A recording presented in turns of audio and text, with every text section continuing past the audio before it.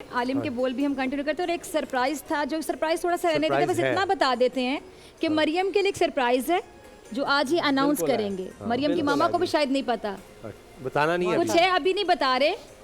ज़शान साहब कुछ अनाउंस करेंगे मरियम के लिए। तो अभी आप देखते रहिए कि मरियम के लिए क्या सरप्राइज। मरियम के फैंस आपको पता है मुझसे और साम भाई से ज्यादा हैं। बिल्कुल है जी, मैं भी इतने इनका हमारे फैन हो गया फॉलोअर्स हूं। नहीं जितने इसके हैं माशाल्लाह। लोग इसको देखने के लिए देख रहे होते हैं ट्रांसमिशन। जी आलिम के बोल दोबारा। ज़कात पर बात हो रही थी वसीम बंदगी साहब, टाइम हमारे पास बहुत कम है, ज़कात के हवाले से जो अहम चीज़ें वो फरमाइए। बिस्मिल्लाहिर्रहमानिर्रहीम। देखिए ज़कात जो है वो अगर उसके कुछ फ़िक़ही मसाइल मैं अर्ज़ कर दूं चूँकि वक्त मुख्तसर है।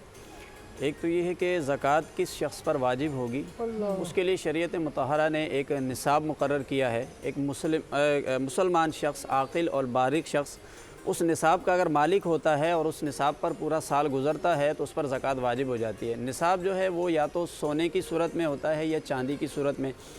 अगर खालिसतन सोना हो और आपके पास कुछ भी ना हो तो 7.5 तोला सोना होना चाहिए।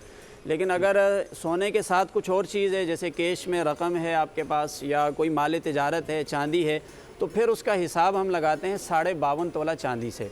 अब 52.5 तोला चांदी की जो रकम आज के दिन में बनती है वो 70,000 प्लस कुछ 100 बनती है। यानी इतनी रकम के अगर आप मालिक हैं तो आप साहिब निसाब कहलाएंगे, आपके ऊपर ज़कात वाजिब हो जाएगी। अलबत्ता ये है कि ज़कात वाजिब होने के बाद लोगों को एक ये भी तशवीश रहती है कि ज़कात किस तरह अदा करें, क्योंकि उनके अमवाल मुख्तलिफ होते हैं। कुछ उनके पास कैश पड़ा हुआ है, कुछ उनके पास सोना चांदी है, कुछ उन्होंने प्लॉट ख़रीदे हुए हैं, कुछ उन्होंने इजाफी घर बनाए हैं, कुछ तिजारत कर रहे हैं, फ्लैट हैं उनके पास। इसका बहुत आसान तरीका है कि जब आप ज़कात निकालने लगें तो आप अपनी तमाम मालियत को एक जगह जमा कर लें। मिसाल के तौर पर सोना है तो उसकी कितनी रकम है, चांदी है, कैश है, कुछ माल तिजारत है, प्लॉट वगैरह बेचने के हैं, मकानात हैं बेचने वाले, वो सारी चीज़ों की रकम एक जगह जमा करें।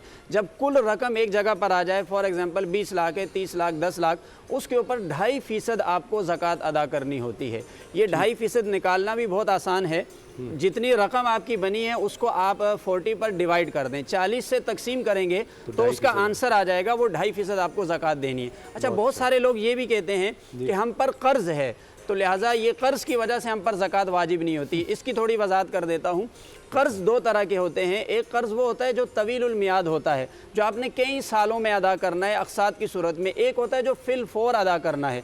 तो वो कर्ज़ जो तवीलुल मियाद है वो ज़कात अदा करने में रुकावट नहीं होता। आप उस रकम को ज़कात में जमा नहीं करेंगे कि मेरे ऊपर तो 10 लाख का कर्ज़ है, मैंने वो अदा करना है, वो कर्ज़ आपकी ज़कात में रुकावट नहीं। अलबत्ता जो फिल फ़ौर आपने कर्ज़ देना है उसको आप मेंशन कर सकते हैं। जैसे 50,000 कर्ज़ है आपको देना है तो आप कह सकते हैं कि भाई मैं 2.5 लाख का मालिक हूँ, उसमें 50,000 तो मेरा कर्ज़ है, वो आप निकाल दें, बकिया 2 लाख की आप ज़कात अदा करेंगे। अच्छा, कुछ लोग ऐसा भी करते हैं कि सोना चांदी या कुछ रकम अपने बच्चों के लिए जमा करके रखते हैं। कहते हैं कि ये हमने अपने बच्चों की शादी के लिए रखा है, जी हाँ, उस पर भी ज़कात मिल्कियत में रखा है या बच्चों की मिल्कियत में दे दिया।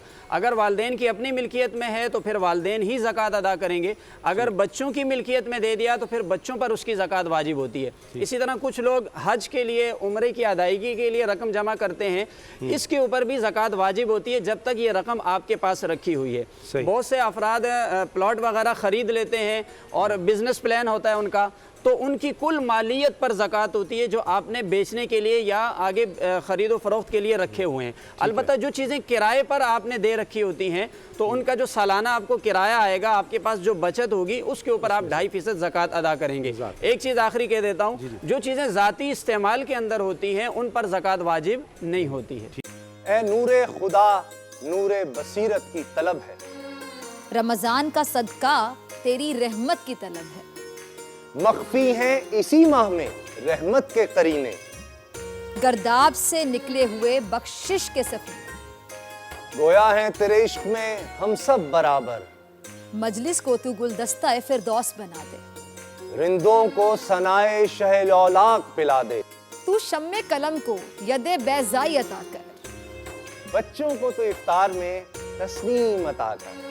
रमजान मुबारक की खुसूसी नशरियात रमजान में बोल, सिर्फ बोल एंटरटेनमेंट पर। रमजान में बोल।